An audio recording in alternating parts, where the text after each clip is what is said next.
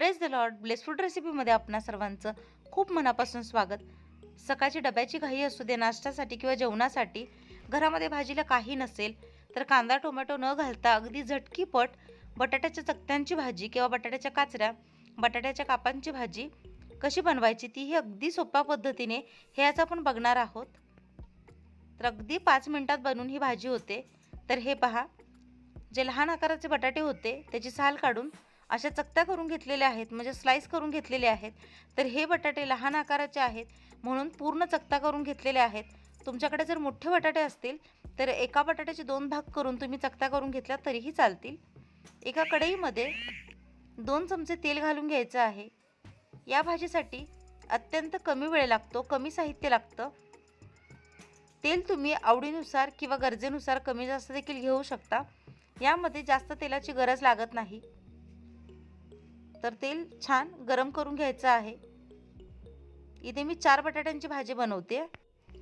तेल छान तापलं की त्यामध्ये मोहरी टाकायची आहे, जिरे टाकायचे आहेत. तर पाव चमचा मोहरी, पाव चमचा जिरे टाकलेले आहेत. जिरे मोहरी छान तडतडले की यामध्ये एक बारीक चिरून घेतलेली मिरची घातलेली आहे. तिखट जास्त आवडत असेल जास्त मिरच्या घातल्या तरीही चालेल, कमी आवडत असेल कमी घातलं तरीही चालेल. मिरची परतल्यानंतर एक पाव चमचा हळद घालायची आहे. हळद घातल्यानंतर ज्या बटाट्याच्या चकत्या आहेत म्हणजे बटाट्याची कापं आहेत ती यामध्ये घालायची पाणी गाळून. बटाटे नेहमी पाण्यात ठेवायचे, त्यामुळे काळे पडत नाहीत.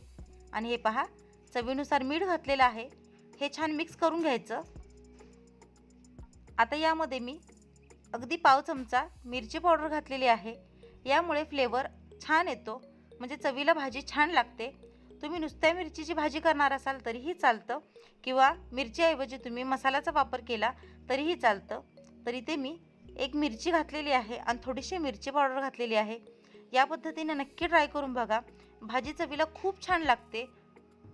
अगदी लहान मुलं देखील आवडीने खातील. तर मुलांच्या डब्यासाठी विशेष करून ही भाजी नक्की ट्राय करून बघा.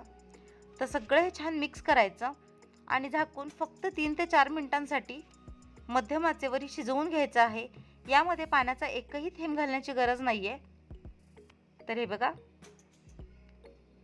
एक 4 मिनिटात भाजी परफेक्ट झालेली आहे. एखाद्या मिनिटानंतर मध्येच 1-2 वेळा ही ढवळून घ्यायची आहे, म्हणजे परतून घ्यायची आहे. हे पहा, बटाटा मस्त सॉफ्ट झालेला आहे, छान शिजला आहे. तर अगदी सोप्या पद्धतीने बटाट्याच्या काचऱ्या किंवा बटाट्याच्या चकत्या किंवा बटाट्याच्या कापांची भाजी तयार झालेली आहे. नक्की ट्राय करून बघा.